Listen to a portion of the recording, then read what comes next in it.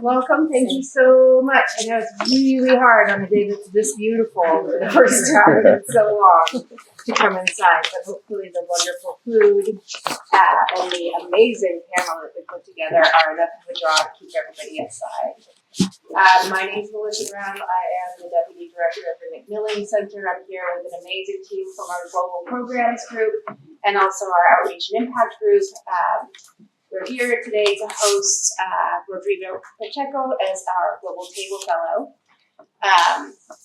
Global Table is a collaboration between the Yale MacMillan Center, Yale Hospitality, and Yale Schwarzman Center. I see some familiar faces from the dinner last night, where we had a remarkable tasting journey with our chef, and that was all co-sponsored by our colleagues in Yale Schwarzman, where art, culinary, and wellness experiences converge to build bridges, nurture creativity, and foster kinship and belonging.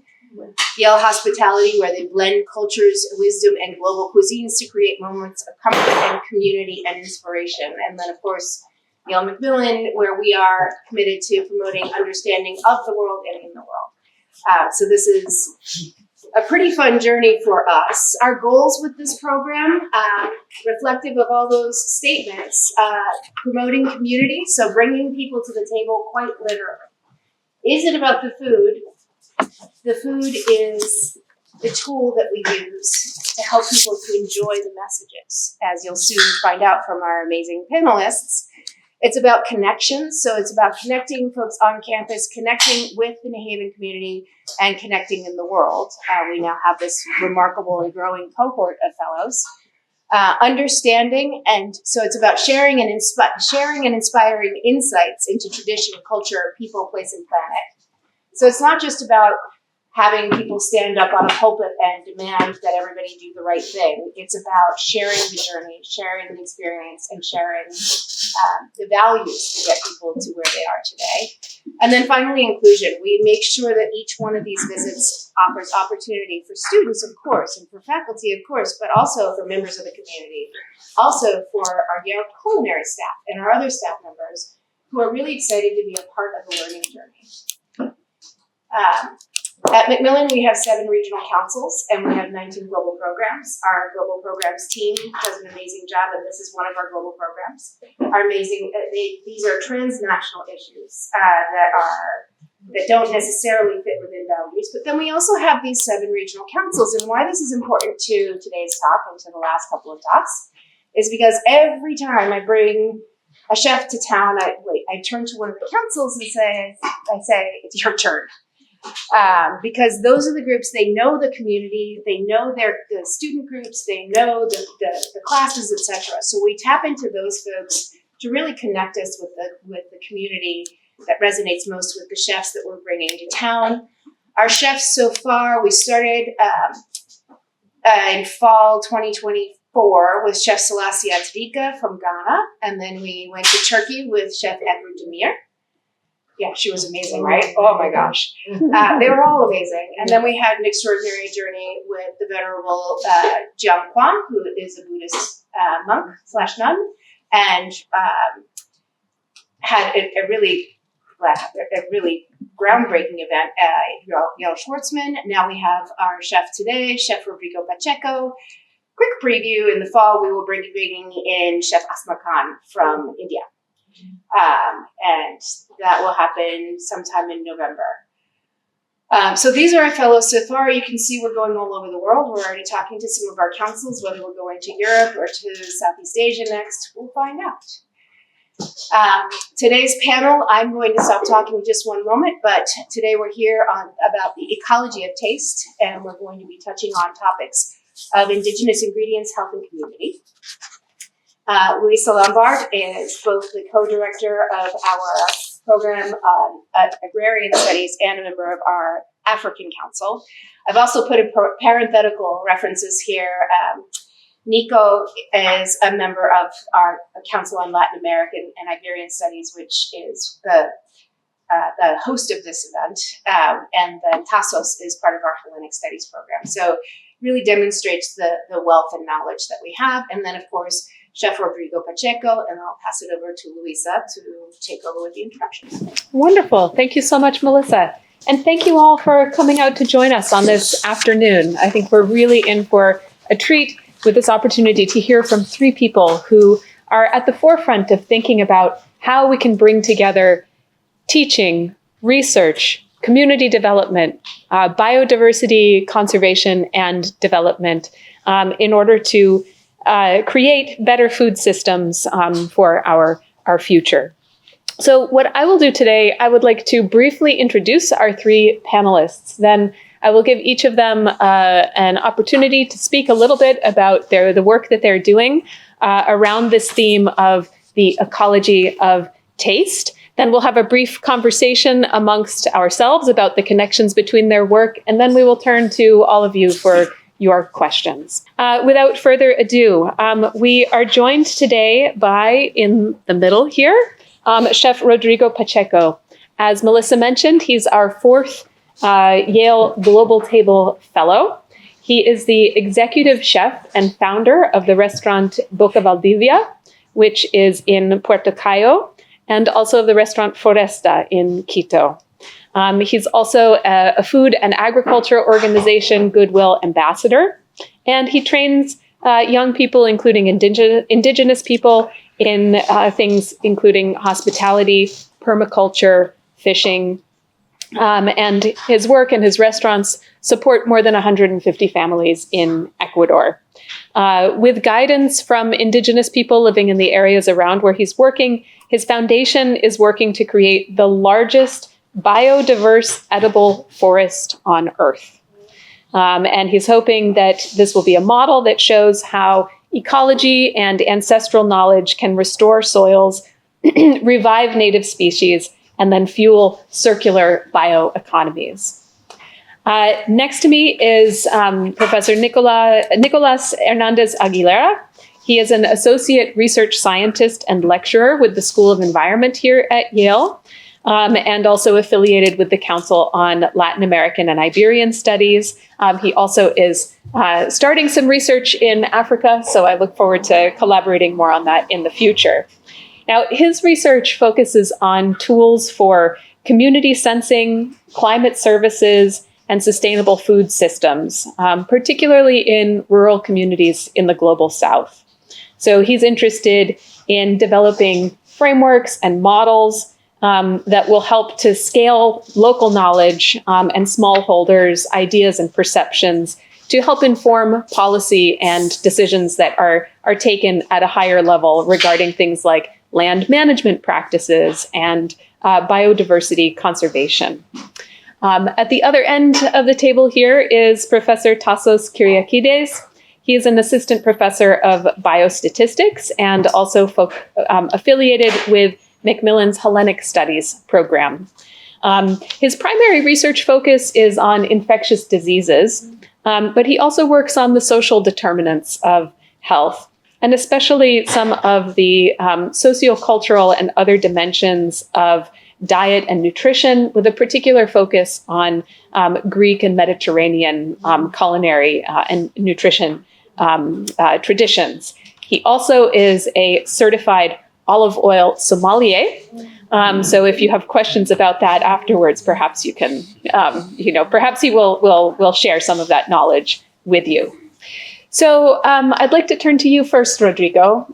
Tell us a bit about your work and what this title, Ecology of Taste, means to you. Thank you. I would like to thank Yale University and the Melissa for putting this together as part of the Global Table program. I'm honored and thrilled to be part of this amazing community. I'm also very honored to have Louisa, Nico, and Tassos as co-panelists, being so prestigious scientists, researchers, and beautiful humans that are doing excellent work. So thank you for this opportunity. And I could go on my presentation. So please do. I would just stand up and take 15 minutes of everyone's time to just tell you about the path that led me being here today in front of you. So it all starts in Ecuador. I'm an Ecuadorian chef. Ecuador is one of the hotspots of biodiversity in the world. And I would like to share this story from the beginnings of how indigenous wisdom is so important for our present and our future as humanity. So cosmovision is this way of seeing the universe and having an harmonious relationship with the surrounding nature. And this is something that has been going on for many thousands of years. There are approximately 5,000 indigenous cultures in the world, and they happen to be the guardians of 80% of the world's remaining biodiversity. So there's something to learn there. They have been adaptive, resilient, and their agri-food system have had the capacity to overcome different challenges related to natural disasters and other social conflicts, yet they haven't become predators of nature. They have taken from nature, but in having a harmonious relationship, and that is something we need to learn in today's food production.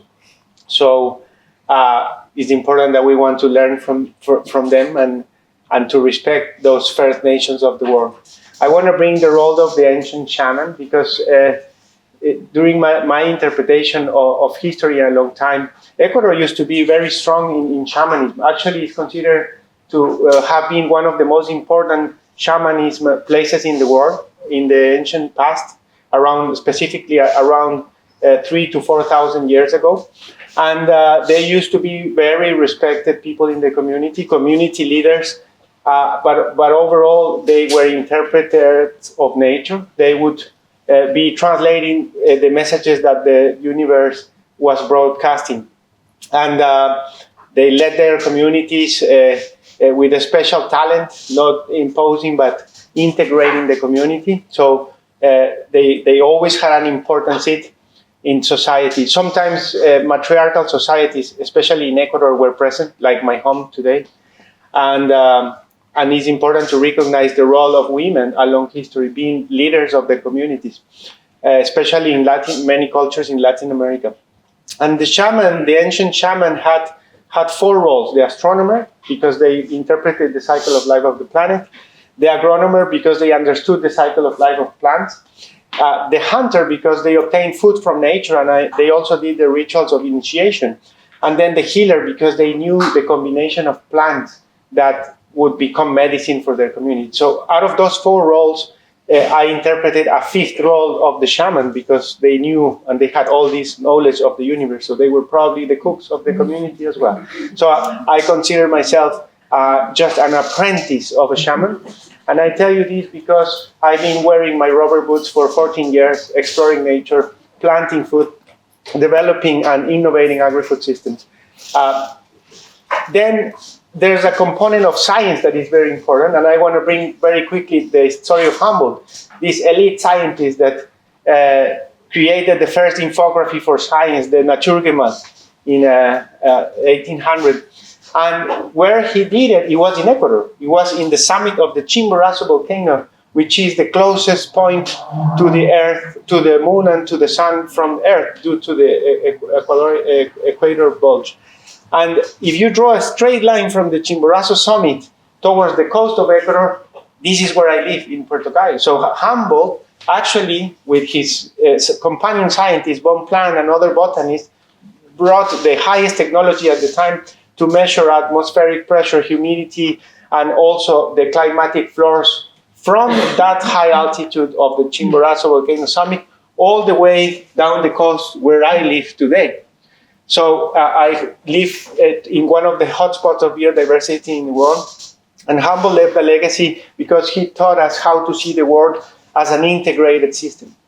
But of course, he also learned from indigenous wisdom. But what I want to bring here today is that science and indigenous wisdom are equally important. Now, what I consider very, very strange is that today there's a breakpoint. Our food production is actually desertifying the earth in 2/3. We are facing a food production that is 70% of the world food production relies on 9 crops only. but there's thousands of plants in the world. So only in Ecuador there happen to be 8 to 10,000 plants that have nutritional and medicinal value. Yet we are cutting the forest for 9 crops. And the funny thing is that after all this mess, we actually throw away a third of the harvest. It becomes waste. So what's going on? We're producing food, we're depredating nature, and then we're throwing away 30% of the food we're producing. So food for thought. Here we come to Ecuador as part of this amazing natural pantry with biodiversity. As you may understand, the closer you go to the equatorial line, the more biodiversity exists on the planet. So we are gold medal in biodiversity, and is a small country that only represents 0.2% of the Earth's surface, yet it holds 10% of all the plants in the world. So the importance of this place is amazing, and this is a real picture, not AI.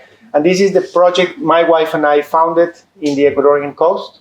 This is a beautiful 50-hectare property that has the front beach accommodation, and we have restored 30 hectares of forest. We only developed 30% of infrastructure, and 70% we remain to the flora around us. So we give a lot of importance to that. It is a low-density project. But this is my wife's side of the project.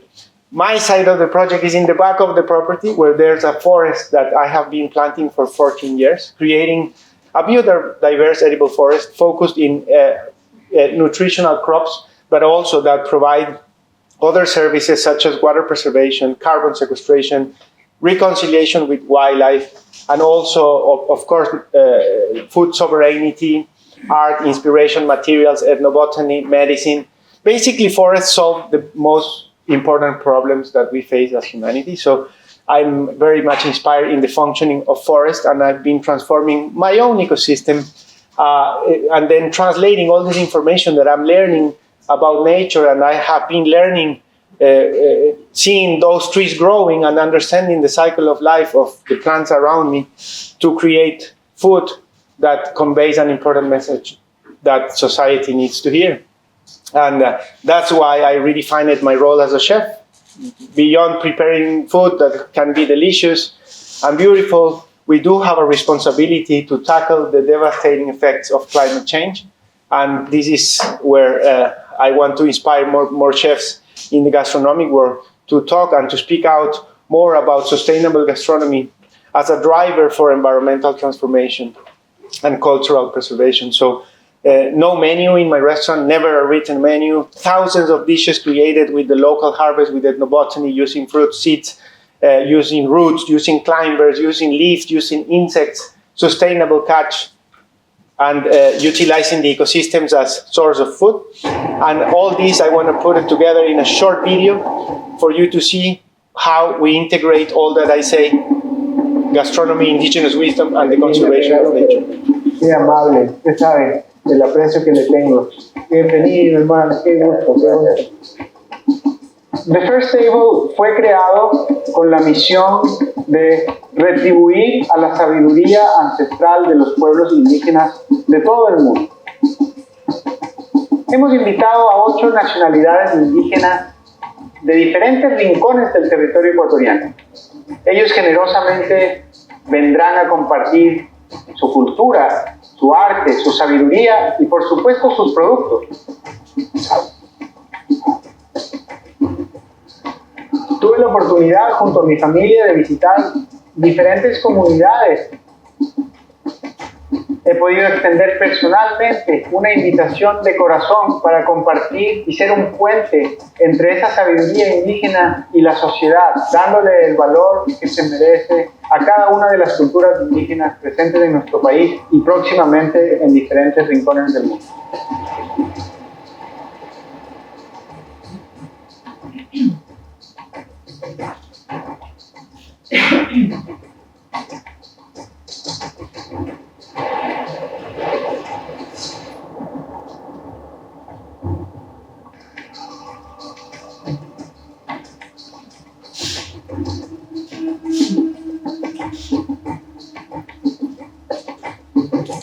proyecto que tiene un sentido muy profundo para nosotros.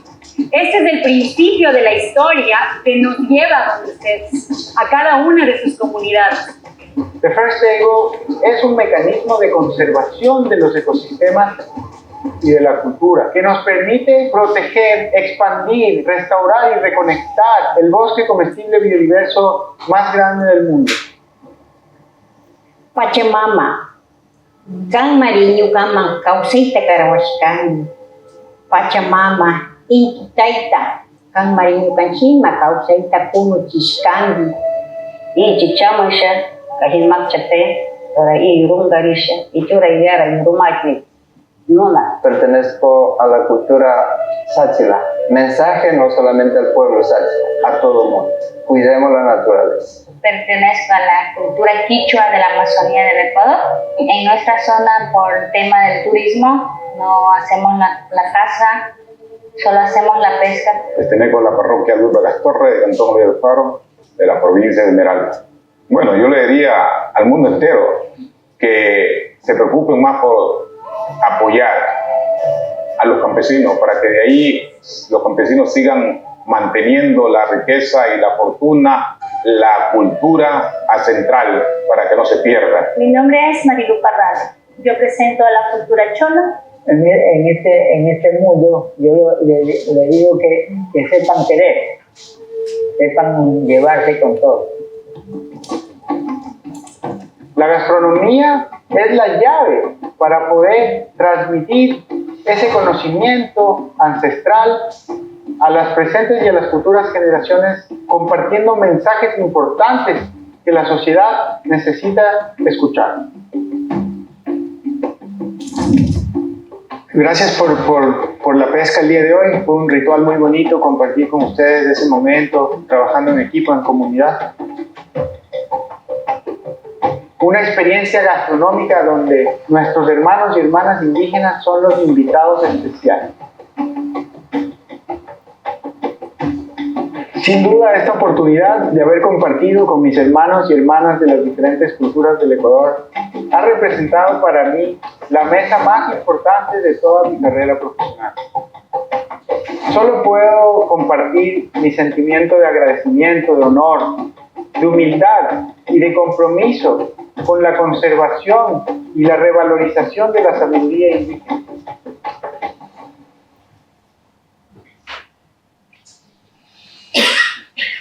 So that Hammer restaurant is already protecting 150 hectares of forest. Maybe it's not too big, maybe you consider it small, but we're doing something. The important thing is that we should touch base and align the stakeholders in the community, and this comes from a systemic thinking. So the local governments, the community, the private sector, the institutions, the academy, all together for developing and for providing better quality of life for the people and also protecting the ecosystems. We have put together a foundation. There's also have been recently founded in the US, a 501c3 Bocavaldivia non-profit corporation, just to continue the growth, expansion, and strengthening, reconnection of the largest biodiverse edible forest in the world. This is a biological corridor, but also economical and also cultural corridor that we want to build and create from west to east. Hopefully we can continue our work. Our work has been already recognized importantly, but there's always a continuation of this, and the job is a long road, I can tell you, but it's also important that you also feel that you can change your surrounding universe for better, whether you support local actors like myself and my organization, or you develop your own solution. The worst thing is doing nothing, and the best thing is feeling and having the responsibility of improving the climatic situations that we're facing. So that's the question I want to leave today with you, and thank you for your time. What can we do all together to preserve our world where we live in as brothers and sisters? So thank you for your attention.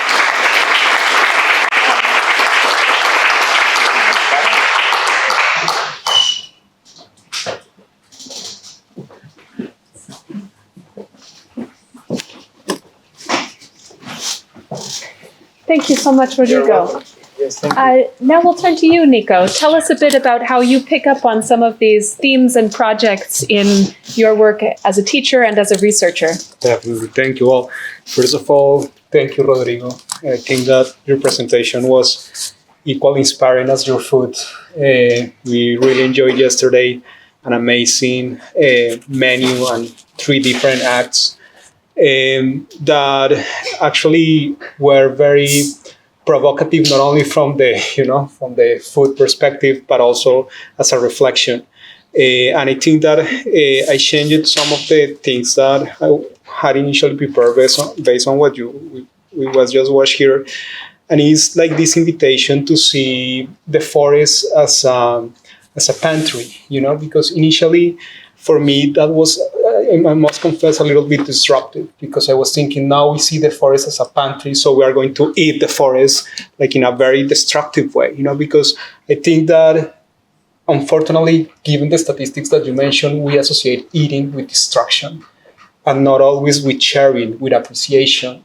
So I think that it needs to come definitely with a change of the approach that we have toward food, that is not only putting something in our bodies, it's a relationship, it's a connection with the environment. And definitely, if we have that lens, we can see the forest as a pantry, because it's not only to extract, but it's to coexist with that universe. So I think that going to your question of how to connect, how to connect with research and with learning. I also want to comment something that you mentioned yesterday, and is that we came to this world with one of the most amazing technologies in terms of sense. We can smell, we can taste, we can touch. And at this point, not artificial intelligence or anything has a comparison with that. And maybe we need to go to the basics of those things that, not for being basic, are not complex, and that can be the differential for research and for learning. So for my research, I have tried to scale in some way that perception, that local knowledge from communities to inform policy, to inform tools, most recently for climate perception and for climate information. I tried and I work in what I call community sensing to complement remote sensing sources. So we have information from satellites, from weather stations, and we need to advance in that technology. But we need also that sensing from communities, because they are the ones who are facing those climate change, right? So maybe this is a good time to share with you a little bit of my research. We have prepared like a short video here. So I can communicate better what we mean by community sensing and how we can integrate new technologies and farmers in that process of combine remote sensing sources and community consensus and sources.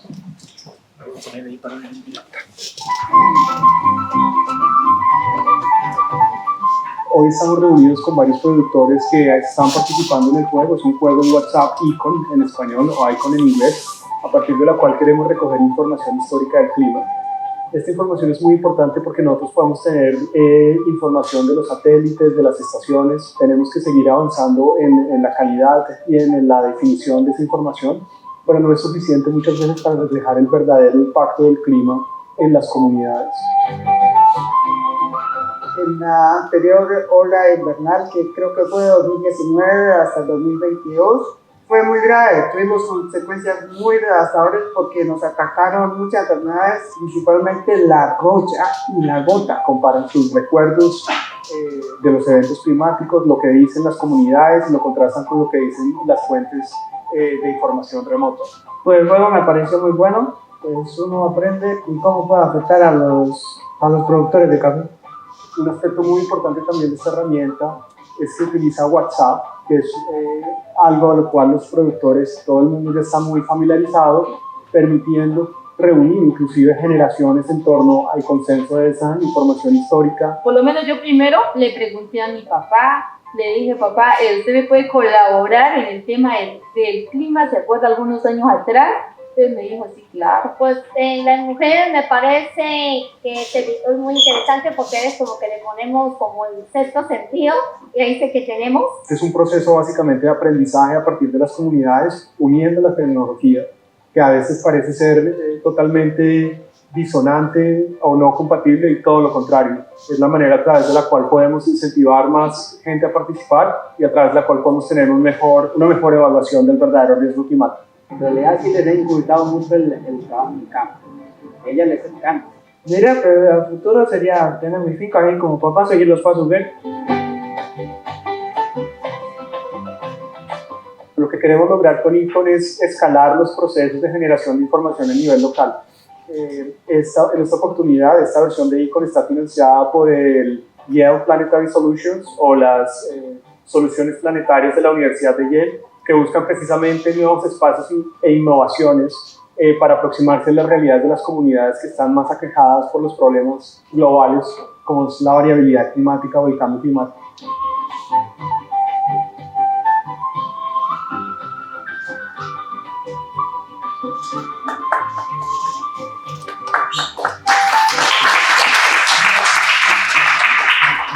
So thank you. So the reason I want to show this video is because it articulates this idea of how we can integrate technology with community sensing. Sometimes I feel that we're in two extremes, you know. Sometimes we are like trying to do like these big and universal truths, doing surveys with communities and to conclude like, oh, we need to improve productivity, or you know, like these big surveys. But those doesn't inform really the farmers. Those doesn't communicate anything.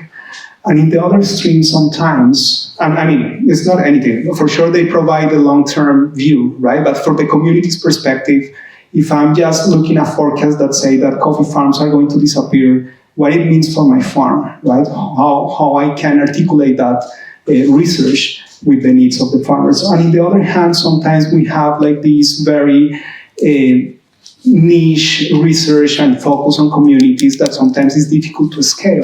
So the invitation here is to scale deep, to understand better the context of those communities and support it also with technology, right? So in that combination of technology and use of new tools, and actually we're using here WhatsApp, which of course is not huge technology, but it's something that it's at hand of farmers. We are combining now artificial intelligence to combine the consensus of the communities with what the satellites and the weather stations are saying, are generating information that sometimes corroborate or even resolve some kind of inconsistency information between weather stations and satellite information. And this comes from the memories, it comes from the perceptions of people. So I think that the invitation here is to integrate technology with basics, you know, going back to the basics, but integrating with technology so we can scale deep and better understand the realities and the context of these communities. And also, you were talking about how we can align academia, different actors, business models. And I think that technology offers that platform if we use it in the right way. So something that we can see as a challenge or something that it can be, you know, bad for communities or traditions, actually, if we can't put it like in the right pathway, can be actually the instrument to facilitate that escalation process and communicate to the communities and the consumers and the academia, all what is happening in the Amazon. I'm pretty sure many of you want to, I remember in the open table session, one of the persons that were on the table asked you the question, how I can go to the restaurant, how I can make a reservation, you know? And this is the first thing that how we can connect. So we can use that technology to connect, to communicate. And I think that this is an invitation for research and also for learning, but I think that comes later with other questions. Very interesting. Thank you. Thank you so much, Nico. Tassos, we'll now turn to you to perhaps bring this element of health into the picture a bit more robustly. Thank you. First, thanks to Melissa and the Yale Global Table for bringing this panel together. I think testament to the idea behind this is to bring people of different backgrounds around the table, no pun intended. I'm going to make a few remarks. I mean, my head is spinning of ideas and things to discuss with the both of them. I've talked to Nico on another occasion because he works in a field that is very dear to me, coffee, besides olive oil. But I'm going to make some comments that tie with what both of them said related to health and sort of where I come from that background of infectious diseases, epidemiology, public health, and how does the work that I do on this side of campus with the Yale Hospitality, the Schwarzman Center. I'm going to make a controversial statement, maybe. I don't like the word diet. Because diet has, at least in the Western world, taken a negative connotation that you're depriving yourself of something. So to me, food is not a chore, is not a stressful event, it's not a checklist item, it's not counting calories. It's more history, it's memory, it's gratitude, it's pride, it's ancient wisdom. So if we embrace that as individuals and in a community, I think we'll do better in preventing things from happening, not only to our health, but also to the environment. And I think Rodrigo has exemplified what he has been able to do. All it takes is one person at a time to embrace these ideas. So, and I'm going to throw my Greek bias here. He mentioned the word cosmovision. That's a Greek word, cosmos. Your cosmos is different from mine, but we all live together. So let's embrace that. Your taste might be different from mine. Your 2% DNA that's dedicated to your smell and your taste might be different from mine. When I taste my olive oil or the coffee, I taste something different than you do, and that's okay. So let's rephrase this idea of food as something that is sustenance. Something that we all bring to the table because it's our history, it's our tradition. Rodrigo showed things thousands of years ago, very parallel to the work I do in the olive grove. You see a tree that's thousands of years. It's been there. It's gone through war. It's gone through poverty. It's gone through fire, but it's still there. Tradition in the Greek culture and a lot of Mediterranean probably, godparents plant an olive tree for the kid that they baptize. Very symbolic. Because that grows and will be there forever. So let's think of those things next time we think about food and how we embrace that. And I'm very fortunate that I work with people like Nico here and the Yale Global Table, Schwarzman Center, Yale Hospitality, because it gives us a platform. Yale, there's a lot of things hopefully in the discussion will come up.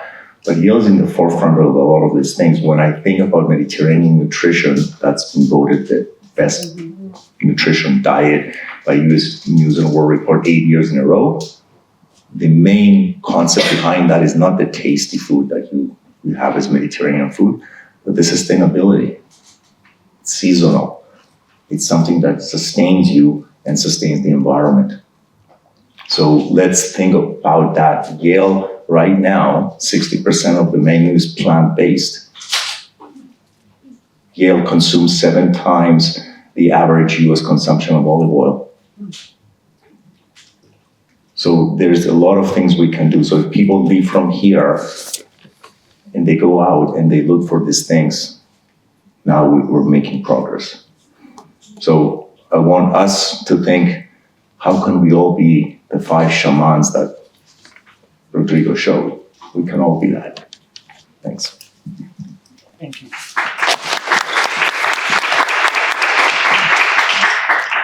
So I'd like to kick off the discussion with a question for Rodrigo. You mentioned that you never have a written menu at your restaurant. Can you tell us a little bit about the process? How do you come up with ideas for foods that you're going to serve? And then what's the process of sourcing them, putting them together? Just take us a bit into the life of the creative life of the chef with the forest as inspiration. Thank you, Louisa. I want to say that as society, we are victims of abundance in today's world. Food is everywhere. is in the pantries, in the drawers, in the fridge, is in an app you call for food. In minutes, it knocks at your door, is there. We don't have to make much effort to eat. But when you live surrounded by nature, or you understand how the communities that live in forests live and obtain the resources, then you realize why they respect the process, why food is ceremonial, why food is a ritual, why fishing represents an honorable funeral for that fish. It's a chain of honor. It's a 360 degrees of honor vision to be applied. And that's what food represents for all of us. It's an intimate act where we put something inside our body, inside our mouth, to nurture not only the body, but the spirit, the soul, our intellect as well. So think about it, how important it is, and how now we take it for granted. We're eating, we're looking at the phone, we're looking at the news, we're not even paying attention to what we're eating. We're just eating quickly because we got to do something else. So first, I want to bring this shaking your conscience a little bit to go back to the real essence of what food is. And when it comes to my daily life, to answer your question precisely, is the fact that writing a menu for a restaurant that writes a menu is like writing a commitment for guests. So I commit to have this, I commit to have those elements, I commit to have that sea bass or that tuna. So I don't encourage my guests to recognize celebrity species of anything. I try to share information to my guests that the shore fish that they don't know, it could be the best fish, because the best fish is the most fresh. The best fish is the one that doesn't cause harm to other species. It doesn't cause any lack of balance in the ecosystem. That's the best fish you can eat. So with this philosophy, we obtain our own fish. We don't write a menu. We go for the local harvest. We utilize our creativity. Creativity is a superpower that all of us have. What is creativity? It's creating something that didn't exist before. Based on what? Based on our interpretation of nature. But for that, we gotta be out there. We have to go out. We have to walk nature. We have to breathe air. We have to take sun. We have to swim in the river. And we have to be surrounded by indigenous people. That's the real source of wisdom. So all this philosophy is applied to create the menu or the sequence of dishes that includes different messages, ethnobotany, interaction with the food, honoring the animal that we caught, honoring the indigenous wisdom, honoring your health, your families, my team is a 360 degrees of honor vision. That's how I see it. Okay, I'm gonna push a little bit more here, because you're right. All of us, we are all creative. We all have the capacity for creativity. But nonetheless, there are some people who write songs and put those in the world, some people who write books, people do different things. And one of your gifts is this creating new foods based on traditions and based on what you find around you. So can you tell us about, pick one dish that you've prepared that was particularly memorable to you, and tell us a little bit about just the process of inspiration, conception, and then until it was ready to be something that you were ready to present to people. Thank you. I used to, I like to use humble ingredients. I think being a good chef means that with humble ingredients, you can do great things. Sometimes you open your fridge, you see a lonely carrot there, a half an onion, a little branch of cilantro, and you're like, oh no, there's nothing. But in fact, there's many things. There's also 2 billion people hungry in the world. So we better stop complaining and start becoming grateful. One thing. And then one dish, to answer your question precisely, is one of my interpretations of nature is one dessert that I created that is based on a palm tree. The scientific name is Phytolepis equatorialis. The fruit is the tawa seed. It's called the natural ivory. That Ecuador is the main exporter in the world of this seed to Europe to become buttons. So maybe several of the buttons you have in your shirts come from this seed that is called tawa. And the leaves of the palm are the roofs of the hotel that we created. So it's a very interesting interaction with this species. But before it becomes ivory, the plant suffers a metamorphosis that is very interesting. It's liquid, then it becomes a jelly, then it becomes like a coconut, and then it becomes the natural ivory. Some luxury car brands are utilizing vegan panels rather than utilizing wood.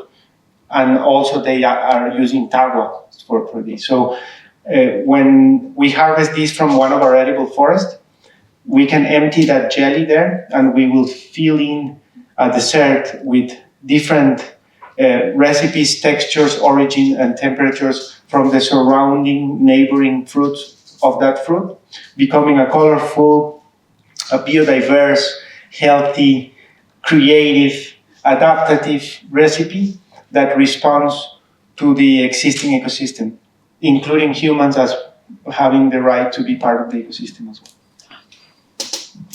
Thank you. That was fascinating.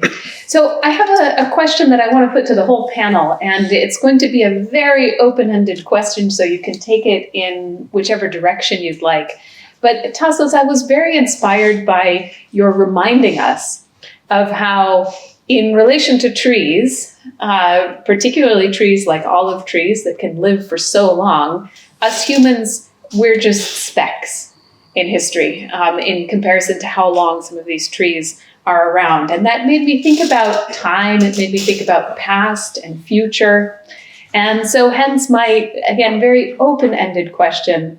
I'm curious to hear from each of you about how you think about our responsibilities in the present in relation to both the distant past and the perhaps distant future. So I'll start with Nico, and then maybe we can move down the panel. Thank you. Well, I think that staying here in a university like Yale, and we were discussing this before, is a huge responsibility to expose students and people who is educating here to that sensorial learning, to that experience, through different ways, like initiatives like Open Table. You know, you can, through food, have a journey to the Ecuadorian Amazon and start to appreciate things. And I think that given our current moment and present, with all of this boom again of technology, it's not surprising that people are looking for alternatives. And we also, as educators, hear about experiential learning. You know, if we go to the Fulbright Center, all of these things that try to make us better instructors and teachers, they emphasize on experiential learning. And I think that sensorial learning is part of that journey, you know.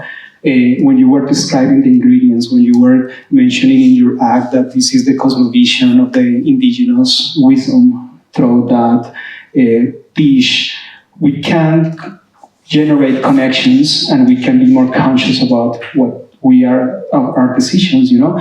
And I know that students are in different fields and they have different backgrounds and they're going to have their own journeys. But if you can put that seed of curiosity and consciousness, I think that that's an enormous responsibility as an educator and facilitate that process. So yeah, I think that's for the future. I agree with a lot of what Nico said. I think when I came into this from a sort of a research background, as a university, we have the three pillars, right? Research, education, and sort of community engagement and sort of translating all we do in research. I think an eye-opening moment for me was, for those of you who don't know, Yale has started about 3 years ago, the first ever in an academic institution, Oleoteca. So they asked me, actually, I asked the Yale Hospitality, let's do olive oil tasting for our students here. Okay, a crazy idea. Who's going to sign up? Well, 25 students sign up, 100 on the wait list. Now we're doing 100 at a time in Commons. So the first time I did it, I came wearing my research hat. I'm going to share with you all the science and all that. And 10 minutes later, you lose everybody, right? Okay. So next time I said, let me flip that around. While you're enjoying this olive oil, and by the way, the olive oils that I selected, I know the producer. I know the history. I would not use olive oil that I have not met the person whose family, generation after generation, produced that oil. So I can channel that energy that bottle of olive oil has. So the moment I flipped it around, I said, let's try this oil. Tell me what you think. Let's try it with different foods. And while they're doing that, you bring in sort of the ideas of health and how that ties in not only human health but planetary health. That production of 1 liter of olive oil can offset 25 pounds of carbon dioxide. Pretty impressive. So while you're enjoying, my goal is you're gonna hear me talk, and guess what? You'll remember it much better than if I gave you a lecture. So a responsibility for me that drives me to do all I do is to see that moment that the student or somebody who's attending these things has a moment of, this is great stuff, and it's good for me. So I think we have a moral obligation to translate what we know in research and what we continuously generate and translate it on the table. So people leave and remembering, even if they remember one thing, that's something we've achieved. We build on that. Maybe, Rodrigo, can I specify the other question a little bit based on a curiosity? So, you're working to create this largest biodiverse edible forest. And forests are different from fields in that in a field, you're planting crops that you're going to be harvesting in a few months, and then the next season you're going to be planting again. Whereas with a forest, you are planting and cultivating trees and other species that might be living for years and years and years. So how are you thinking about the creation of this forest sort of for right now, for 10 years from now, for 50 years from now? How does that enter into this kind of, I don't think we call it agriculture quite, but into this kind of forest stewardship? Forests represent the past, the present, and the future.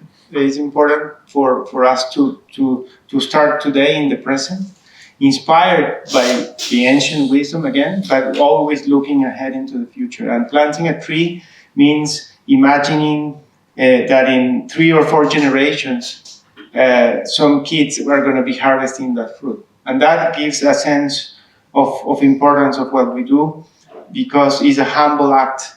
Cultivating the land is a humble act, whether the cycle is 3 months or 1 year, or I've waited for 10 years to harvest the first small fruit. Imagine how meaningful that is. But it's all about utilizing this as a system. And forests, again, they are our best friend. We just don't see them. They provide us with so many solutions. So for us to be part of being able to restore them and to even invent a new type of forest like we do, it is something that I see my kids continuing as a legacy, and I hope my grandkids and so on will also continue. So it's the chain of honor I've been talking about from the beginning. Absolutely. Thank you so much. We'll now turn it over to the audience, and I believe we have some microphones going around. Do we? We can take this one too. Okay.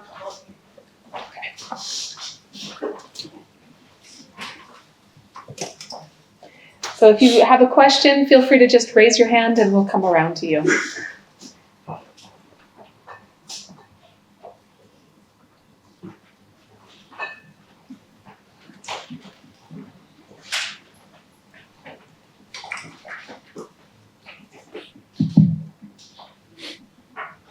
Hello. First of all, I have had the blessing of being in Bocavaldivia when I was 15 years old. And I think Rodrigo Pacheco kind of drive me into the culinary world, and I'm a beginner pastry chef. I've been outside from Ecuador for 5 years, and my question is not specifically for Rodrigo, but being so far from home is a constant question back in my head of how can I reconnect with my roots and with my identity so far, but also now that I'm more mature, I know that there's also culture and ancestry here. So how do you drive around this fine line between my identity and the territory that I am right now? And as a young chef and a young individual, how can I do this baby step of, as Rodrigo Pacheco said yesterday in the dinner, stop being part of the problem and jump into being part of the solution? Yes, thank you for, what's your name? Luis, thank you for bringing up this story. Now I see you're a grown-up man, and thank you for just sharing your story about visiting Bocavaldivia when you were younger. I don't think you should commit, or you should be strictly representing a specific region of the world, because the world, as we saw in the presentation, is an integrated system. So you can be an ambassador of biodiversity, whether you are in the US, whether you are in Ecuador. Last night menu, I prepared venison. Venison is forbidden to use in Ecuador. Hunting is not permitted in Ecuador. Yet, I know here it is necessary sometimes because we need to balance the population of certain species. So I adapted to local biodiversity. I just added a little signature of Ecuador. So don't feel, because art has no chains. That's the principle of art, of expression. Be free. Don't, focus in the impact of what you do.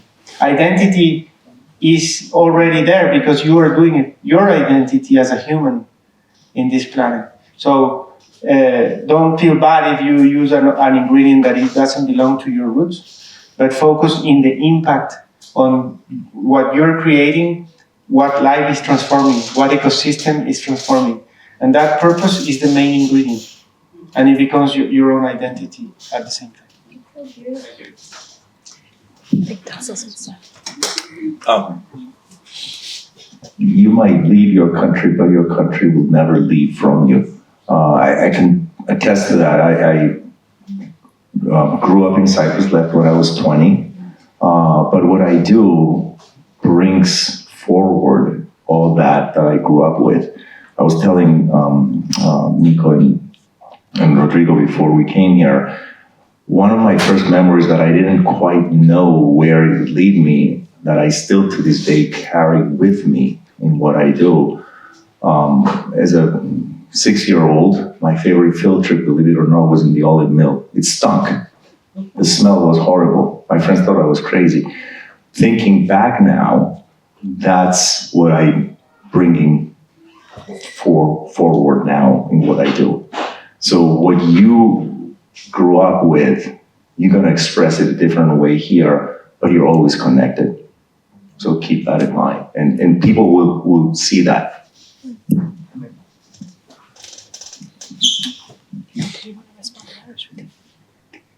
I don't have additional comments. I think that you did a great job. Okay.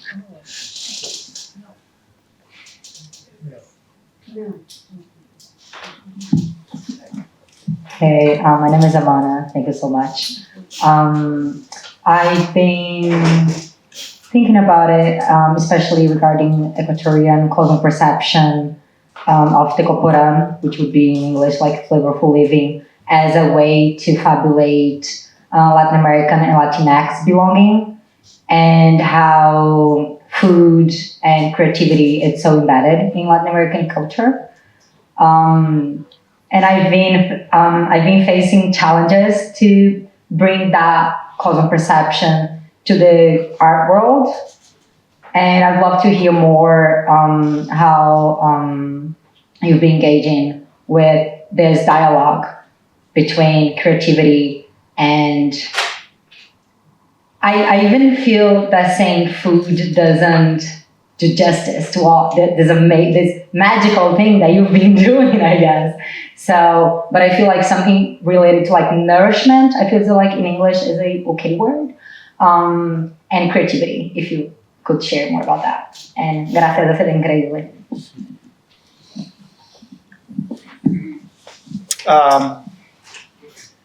one thing I learned in this creative process is to don't conspire against my own ideas. So if you're an artist and you feel like art is an expression of the human soul, because that's what it is, whether it's painting or music or culinary art, once you have that idea that is being circulating in your brain, in your heart, in your gut, in your vision, go for it. And don't go back. Because once you start hesitating, you conspire against your own intuition. And intuition is such a great tool for creativity. That's my advice. I want to add something, and actually connected with Luis' comment also. And I really want to highlight your point of flexibility and not necessarily following like strict rules, you know, because we're changing all the time, we're evolving all the time. And we have a lot of priors and, you know, guidelines of how to do things in many areas. In research, for instance, you are supposed to follow this pathway, you need to go that direction. And you don't have many times opportunities to listen from artists, from people in humanities, in science, in technology, and achieve that point and that openness, at least from research perspective. And if we want to lead to actionable research, that's a must-have. We need that flexibility. We need that adaptability.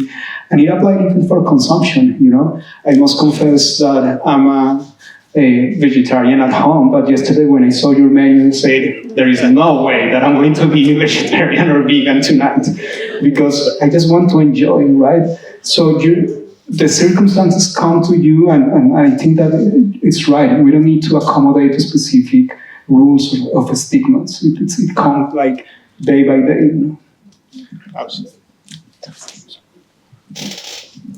Just one comment. I mean, I'll agree with everything that's been said. And before, when the question was, you don't have a menu. I think I tell people sometimes just experiment. You know, you never know what you're gonna hit. And it's very funny that you say you don't have a menu, just have pictures. I love taking pictures of food, not necessarily my own food, but people ask me, how do you make this? I have no idea, I don't remember. It's been a year. But I can probably make it again. It might not taste the same, but at least I'm enjoying it. Hopefully you're enjoying it. So use that, you know, don't get stuck in the sort of the framework of here's my recipe. And again, it goes back to wisdom of previous generations. I'm sure all of you can say, well, my mom made it and she never had a recipe. Oh, put some of this, some of that. I swear to God, I try to replicate next to my mom, even to this day, a recipe, and I fail. Like, what are you doing different? I'm counting, I'm videoing you. Something is different. So feel free to experiment and try different things. And it's okay if this picture is going to be better than the other. Food is going to be good. So try that. You know, that allows you to express. And again, stick to what you want to show.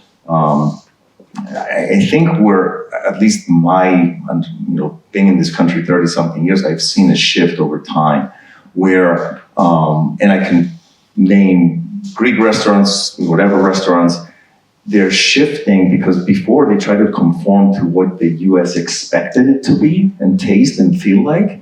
Now it's like, no, we want to be original. So that's what we should be looking for. And I think that's part of what we do here. We're going to expose you to Greek salad that's not iceberg lettuce, I'm sorry. We're going to expose you to real Greek salad with feta cheese that has a history of 2,000 years. So that's what we need to have people, you know, comprehend and go with.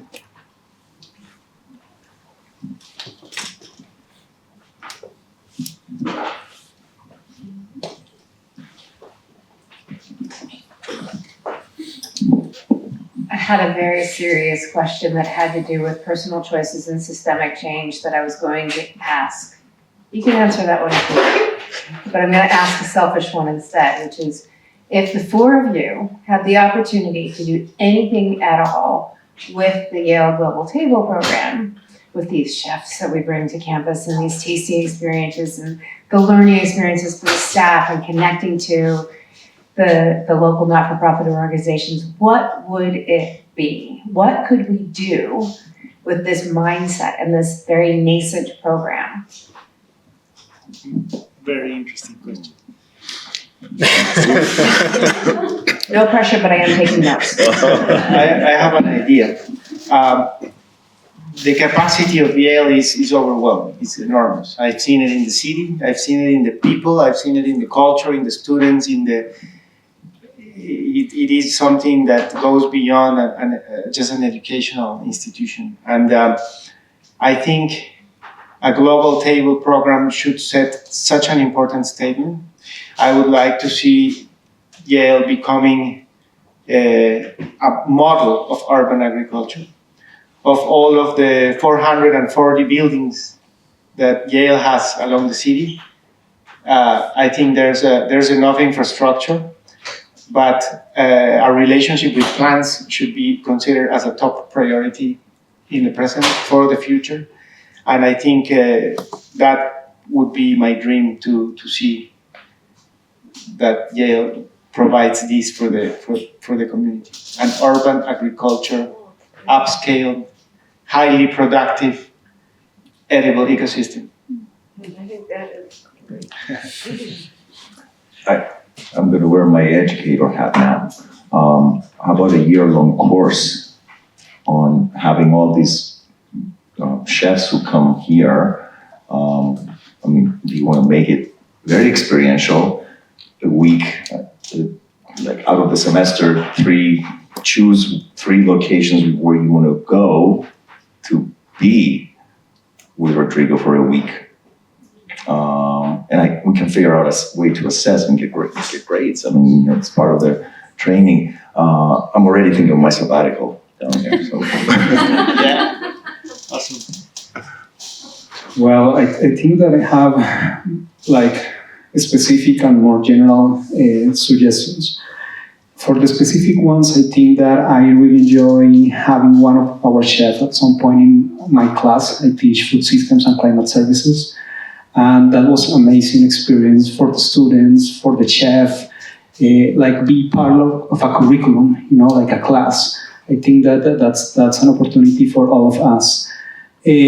From a more long-term perspective,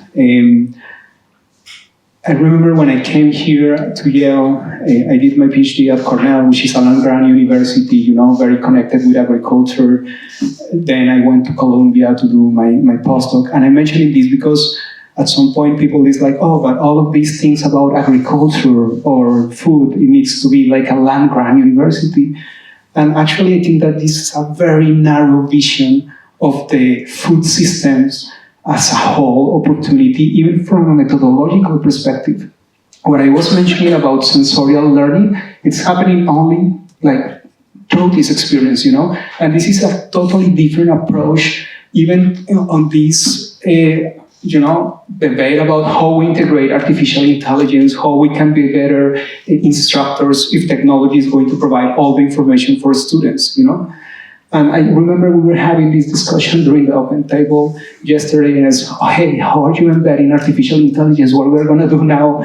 So maybe the differential point here is how we use all of these new tools to speed the process on things that before where we were spending hours and hours. So we can just jump to the experiential learning and we can jump to the sensorial learning experience.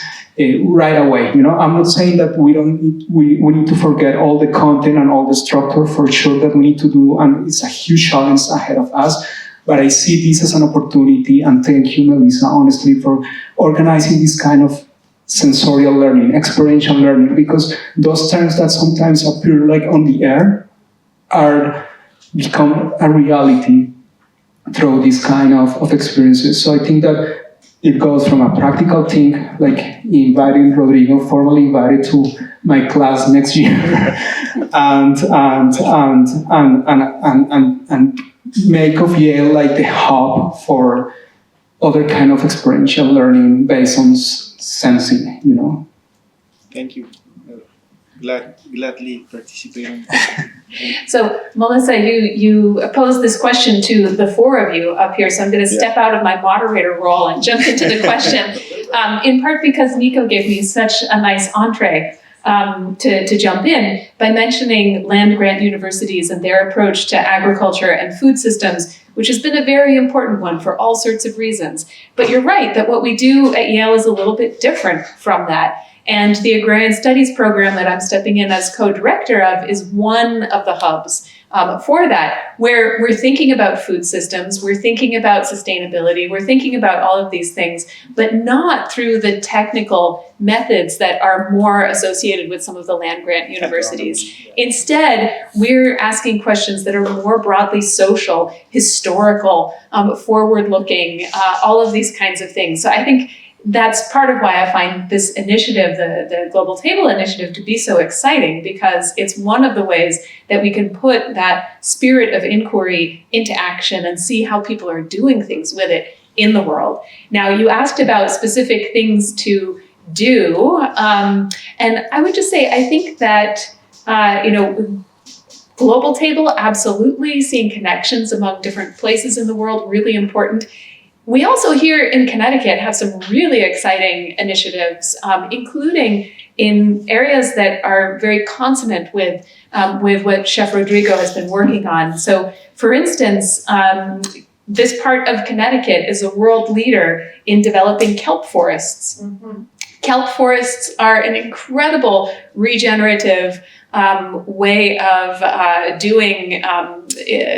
sourcing food in the world. All sorts of benefits come out of them. And that's something that that this area is a leader in. That's something that we could try to, again, build these connections and perhaps develop more ways for students to get involved in some of those things. Also, another area is the bringing back American chestnut trees, which, if you were here in this part of the world 100 years ago, would have been a major source of your nutrition and all sorts of other things in your life. Completely gone. We have no memory of them. All of those trees are gone, but they're coming back. And Connecticut is one of the states where people are really working hard to do that. So I think that there are ways that we can go out in the world and be inspired by people from elsewhere, while also paying attention to the ways that people here are really deeply involved in this too. And I think it would be really cool also if we were able to establish some kind of a garden or a forest that was an archive of some of these encounters. So if people were able to bring a plant, something that could be planted there, and I understand that would be tricky with different climates, but nonetheless, we can dream, right? I think that would be really, really cool.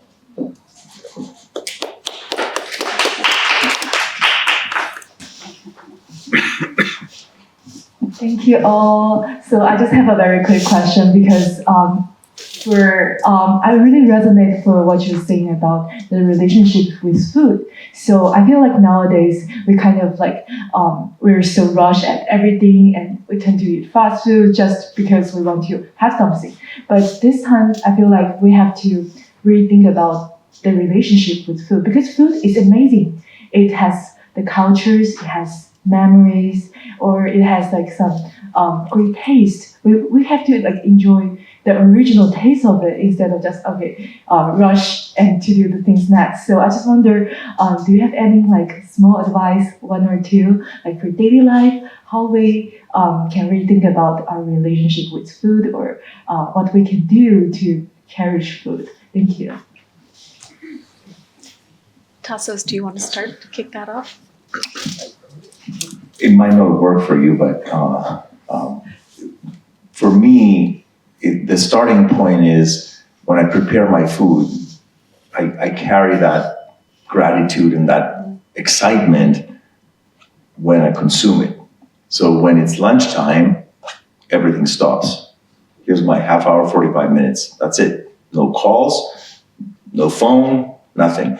I know it's hard with students and classrooms. So you figure out your daily schedule, make that a time where nothing else happens. Just enjoy your food. At the end of the day, to me, after 10, 12-hour days, going home and cooking actually is the most meditative thing And I don't care if I'm in my kitchen for 2 hours. It takes me away from everyday, concerns that I have at the office, as opposed to here now on top of my stove, making something. So then I sit down and I just sit as long, my kids, whenever there's dinner on the table, everything else stops. I don't care if we have 3 exams the next day, it's the time we sit and eat. And not only that, that's the time we talk about things. Put your phones away, we're gonna sit down and chat. It's no surprise that the Greek word for partner, whether it's business or otherwise, it means the person you eat with. So that puts that importance of food, people you're sitting around the table. So take the chance to sit down, everything else stops, put it aside. There's always time to look at it. So you'll figure out a way to do your schedule around that. But I think to me, that time is sacred. So you have to respect that. Very beautiful, thank you. I think so too. One thing, to appreciate food, the best thing to do is to cultivate one ingredient that is essential to enjoy food. Hunger. Sometimes we go to a restaurant, we raise the hand, we command, we're not even hungry. We don't even need that food. So, and I've seen this as a living experiment for 14 years. So if you guys come to my restaurant, the first thing we do is meet at the beach. So you arrive, you already know, of course, what's going to happen. You know the schedule, and you see me at the beach. So I'm in a short pant with the net and 2 of my indigenous friends, assistants, and we fish together with a net. That takes us an hour and a half. After that, we change quickly to choose dry clothes, and then we walk through a trail for 1 hour, and we forage plants, and we start talking about the environment. By the time we arrive to Bocavaldivia, we plant a tree, so you contribute to the expansion of the forest, and then you're hungry. You're hungry, we provide hydration, but you're still thirsty, you're hungry, and I've seen people for 14 years, from the start point, when they are all like smarty pants, like, yeah, who's this guy? I also hear the people I'm guiding behind, and the girl says, Dad, I thought we were going to a restaurant. And I'm laughing in front, I'm like, you will see. Of course, when you arrive, then we retribute you for that. So we give you a drink. It's humble, in a fully biodegradable container. And I see the faces when people drink the first sip, they're like, oh, so they appreciate more because they were hungry, because they were thirsty. And then the food. And then you have a 10-course menu, ethnobotany, and fresh food, including the fish you caught. See, but we cultivated that ingredient that is hunger. So go for a walk, take it, but make your body need the food, and you will see that bite is going to be much more meaningful. And you will connect more with the food. Sorry for the long answer, but it's a social experiment I've been doing. I'll try that with my kids. Cultivate hunger. I like that. Well, I will add that definitely listening to your body is important. And I remember when I was growing up, my mother was always saying, slow down, eat slow, not so fast. And I think that it goes to the point of the process, It can be simple things like that. It doesn't mean that you need to do like a ritual each time that you're going to eat, or it's like just be more conscious. Even it's good for your health, right? Because if you are eating, slowing down, you're satisfied faster, so you're not eating as much food as if you are just rushing or running. But I understand that lifestyles is another thing. So it's a decision, but I think that what is important here is also to value the process, not only the final output or outcome that comes for just eating, but the process.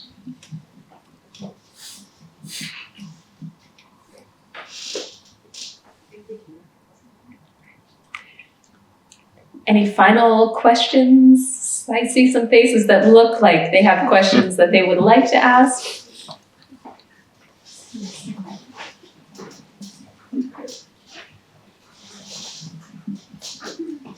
Thank you, Chef. Good to meet you again.